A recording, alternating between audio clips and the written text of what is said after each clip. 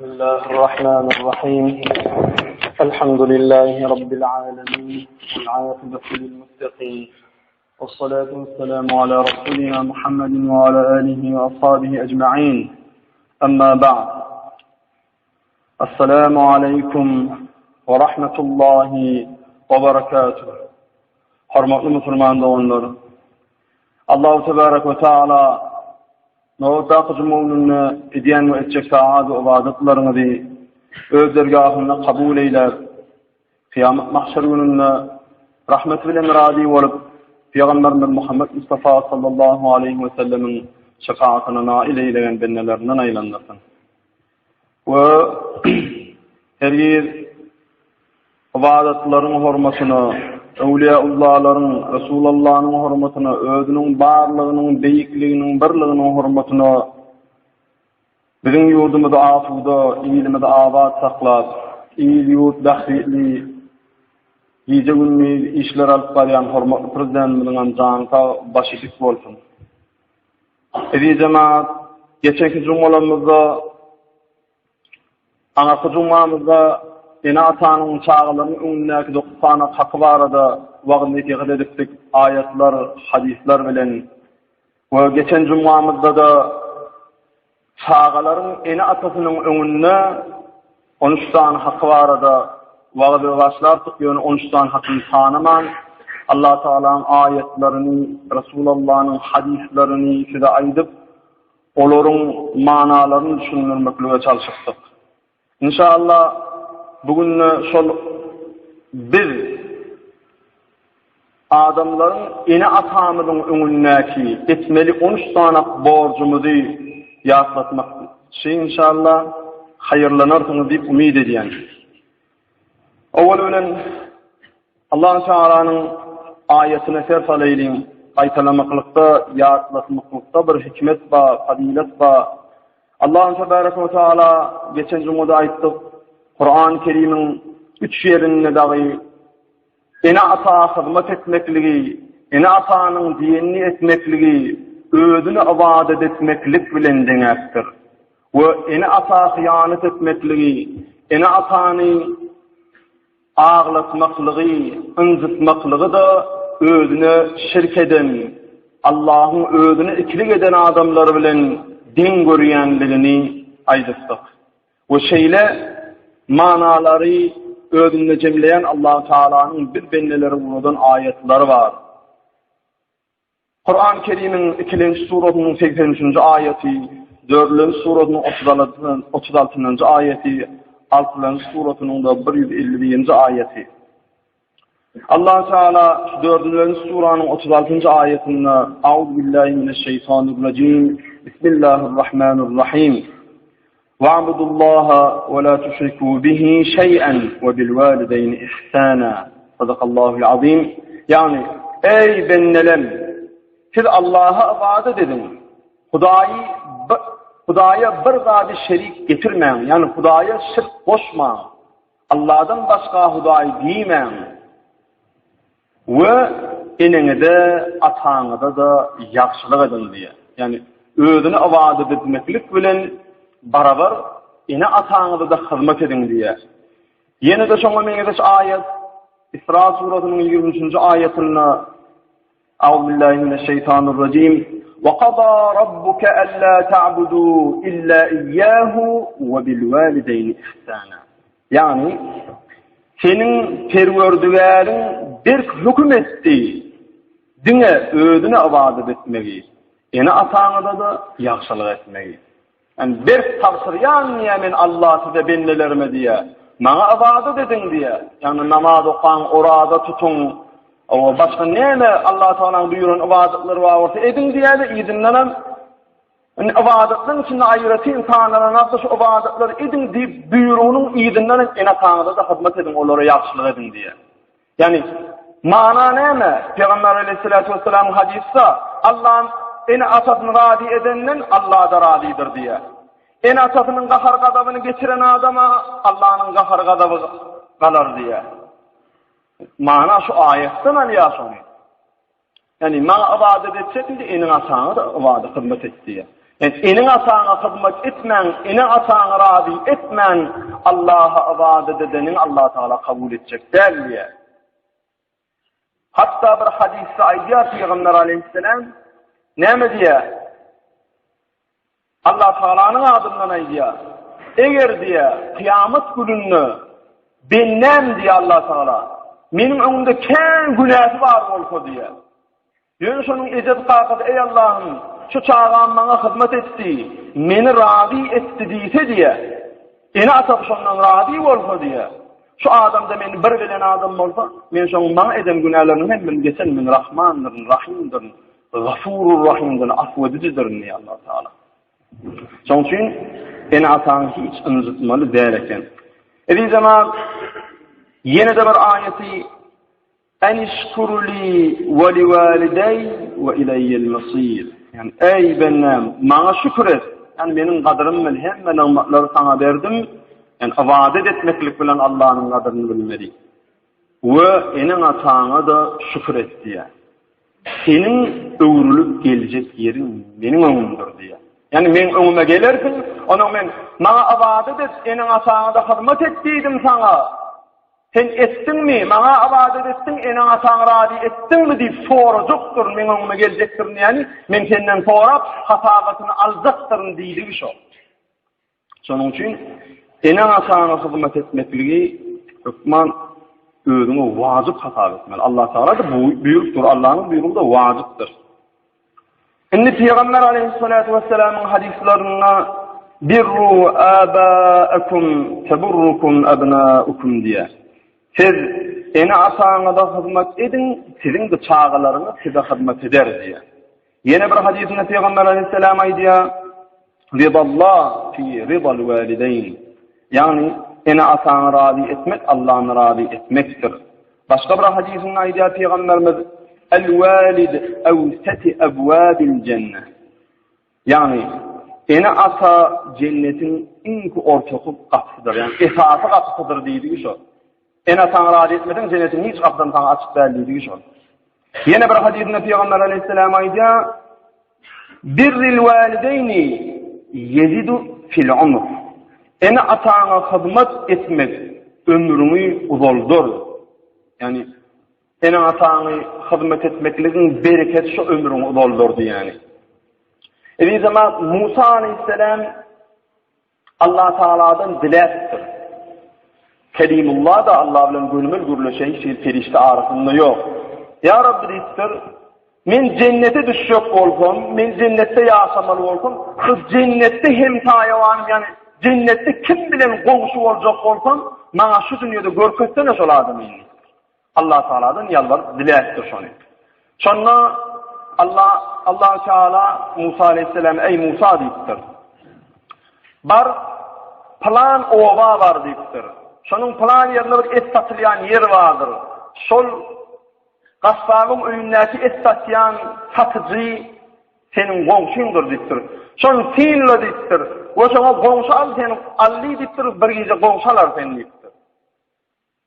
Ama sonra görürsün şu ne hile adam. Ne için senin komşun olayanların cenneti diyor. Sonra Musa Aleyhisselam bir şey aldı sonra ova barıya. Yankı diyen yerini satıyor, kasabın oyunu satıyor, kasabın oyunu et satılayan yerini görüyor. Gördü bir adam. Et satıp olun çağdaşından teyinlaya. Etini satıp olundan son, eti kuturmasa bir ayretiyim bir özüne bir et aldı diye, bir gıra bir et ayırdı diye. Çünkü bir öyünle bir hoşluk, ahar edene riyal, özüne. Yankı adama salamlaşıyor, adını soruyor da, ey de on niye, men şugun mihman aliyamın diye, alır mın diye. Alır mı niye? Bir Musa Aleyhisselam'ın tanağına ağanca oladı. Alır mı niye? Şeyle bir mehriban adam eken, öyle mihmansılar ki diye Musa Aleyhisselam. Musa Aleyhisselam öyle barandan son iyi içiyorlar, çay içiyorlar onun. Mihman niye sen niye bir çay işte oturuver diye benim bir işim var diye yani. Başka bir zaydan bir ayal maskalan, zinanı getiriyor, karran bir ayal maskalanı götürüp getiriyor, oturduğun yerde oturdup. Oğudukmanı iydiriye, içiriye, ağzını burnunu süpürüye, elini yuya, oğuduk hizmetini ediye. Onun o zayı önkiyatyan zayını ekitti diye götürüp, ekidenden sonra diye barsandın, bu topa eşik bilen çıktı, eşiğin çalışıkları eken, bu eşikten bir is geliyedi diye, görül yasa olmalı. Eşikleri yuğdu, arasladı, bunu serdi diye. Onun işin bollu diyenden son yankıdan soruya. Onun diye o denanı kim diye. Onlar diye tiyade eşiğinin tasviyasını giydiriyor. Bu ayalini de getiriyor da. Bu diye ben edem diye. Diye. Onun diye doğduğu kısır diye bir daha da diye görülüyor. Doğru ses çıkar diyebilene atma diye sana ayarla. Bir daha diye ne diye. Onda bu adama diye. Enem bana alkışı diye. Ey Allah'ım, men şu oğlumdan razıydım. Senem razı ol. Ve kıyamet mahşer gününde men şu oğlumu Musa peygamber bilen komşu etip dua ediyor bana, hayır dua ediyor diye. Musa aleyhisselam bukur doğdu olup gözüne yaşayalım diye. Ey doğun bu usluk diye. Senin cennette elini diye bana Allah-u Teala haber verdi diye. Ve cennette kim bilen komşu olacak diye de sen oğuzuna uğrattı diye. Sen enin dua tavul olup süreyim diye. Allah Teala bana cennette kim bilen ben olsa olmalıysam diye sen oyunu uğrattı diye. Sen bilen ben olsa olmalı diye. Sana buğuşlayan ne? Şu enesinin duasının kabul olanını enesi de eşti diye. Oğlu da eşti. Ve Musa Aleyhisselam inşallah kıyamet mahşer gününde cennette komşu olacaktır diye. Çünkü hususan yaş doğanlarımda, yaş soğanları, enelerimize, ağalarımıza hemmemize de değişti. Yani ene ata hizmet etmekliğin foğağını bu dilimede bilen giyce hagünlüğü aydı bu tork bilmez. Şunun için ene atamızı radi edeyin. Ene atamızı incitmaydın. Ene atanı radi etmeklik Allah'ını radi etmekliktir. Ene atanı incitmaklık Allah'ını incitmaklıktır. Allah'ın karşısına gitmekliktir. Allah Teala halamaz. Nauzubillah. Şimdi şu 13 tane işi getirsin o da sana bilmedik dediği zaman şu 13 tane işi ayırayım. Yani hemmemiz ene atamının önünde 13 tane borcumuz var. Birincisi enem atan nemeni buyursa şunu etmeli. Eğer günah iş olmasa. Bir günah iş buyursa onu etmeliler. Yani şundan başka nemi iş olsa şunu etmeli. Günah işini etmeyecek olmam enem atanların katırganmallar. Onu kesin katırtmallar. Allah saklan onu elin kaldırmallar. Yumuşakluk bilen onu doğru yolu çağıracak olmalı. Ervedişinden alıp kalacak olmalı. Katı olmadı mı? Şol günah büyüyen işini etme. Yönü bana zulmü büyüyor, zulmediyor, uruya, yenciye bana ervediş ettirecek bol yazıp onu beddua da etmelidir. Kıvlada, kağıda, namallığına, minegede, seyretin alıp, ey Allah'ım, men edem kakam bilenak, düşünenak, şeytana ağlanıptır. Senin ve bizim düşmanımın şeytanla ödün koru. Sen doğru yolun hidayet eyle. Sen yoktur barıdın, onun mühürlenen kalbini tenet ya Rabbi deyip, Allah Teala'dır. Yani, o hayır hasanat dile geçmeli. Çünkü ayet-i kerimede de belli olsun yani. Allah Teala'nın öğüdü aydı ya. Ey öğrü diye bir de neyme dile geçmeliyim? Şeyli dip dile ene asan vardı. Ey Allah'ım! Küçükken şu enem asan, neyil zalimim burada, neyil elbet günah işe diyenim orada çağı vaktında hemme adam çağağını kovuruyor, hemme de adam çağağını küçükken kovuda. Enem atan bana neyil küçükken kovulan olsa, mehrivan olan olsa, ey Allah'ım! Sen de benim enem atama, benim küçük vaktımda bana mehrivan oluşuyal, senem olur mehrivan ol, senem olur ağzı, olur merhamet eyle deyip dilemeli. Mağdul megiyacip ona beddua etmeli değil. İkilencisi, eni atağın bilen edepli getleşmeli. Eni atağın bilen getleşen vaktında bideri gülümser, bolgusuz gefaydıp, onun bilen oyun edecek olup durmalılar. Eni atağın bilen gürleşende, ona hormat bilen, hoğu sözler bilen, yılgırıp, niye de bir oğudun söz var, oğudun söz bilen, getlep durka, getinin üstüne uğurlemeller, akıllı taraf, köp bilyen kişi taraf. Eni atağın gürlep durmu, uskut, dım. Sizin çıkmadın. Gürlep bolundan son, atazan, yani ecezan, kakazan, ruhsat bolduğuna şu düşüncen ma, şu şeyle ortak boğu olmaz mı? Şeyle mi eğer bir yanlış düşüncesi bağ olsa, birbirine maslahat verişmeli. Yani enen atağının gürleşende, yok sen onun bolana, o yanlış, bu haram, yine deyip, on enine atağına hiç biri geçin, sesin katıldık ulurlemeliler. Bu ona edepsiz yanına, enen atağın oyuna girenler yanına bir edep hareketler edip ya bir edep filmlere telede oturmalar, enin atan yanını edepli olmalı. Bu onun edepli, oğudan güzel sözlerle vuruluşmalı.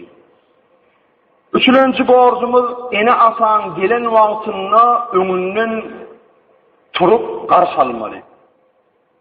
Beysarı oturan olsan, eni atan kapıdan girdi mi, yerinden turup hormat bilen karşı almalı. Çünkü Peygamber Aleyhisselam ayda, eğer siz bir yerde oturan vaktında sizin seyyidini diyelse diye, nasıl sizin seyyidini diyeni sizin padişahınız, ya sizin başlığınız, ya da sizin alım atağınız, ya da sizin eniniz atağınız.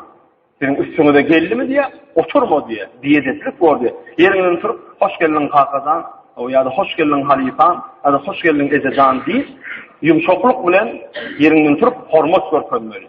Muallımına da şunu yağlar. Çünkü o sen alımazsan.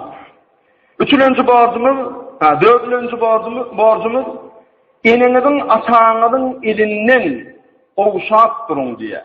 Hususunda bayramlar var. Kurban bayramını, Cumhur'unu, orada bayramlarını ya bir toyda da hasta, enin atan elinden öpüp hormat ullukan. Ya da bir uzak yolu gidecek oradan enin atan var, kakazan eziden bana bir işime var, plan olayeti var yani. Bir akfasa böyle var, yaslevede var, elinden oğuşak, onu hormat edip, onun akfasa temmedadın enin atanını masada tutturmalı. Enin atan hem ise elini oğuşak, onu hormat koymalı. Beşincisi, eni atağının avrayını taklan diye. Eni atağın bir avrayla adam olsa, senin o kazino var, futbolu, top koyup görün olsan, ayla var, öyle var, spor, Türkmen bedevlemide sinedip bir guvanup buysandan dereyine, o taklar, falanat birinci gelse men falança koyan, falanat iyi gelse falança koyan.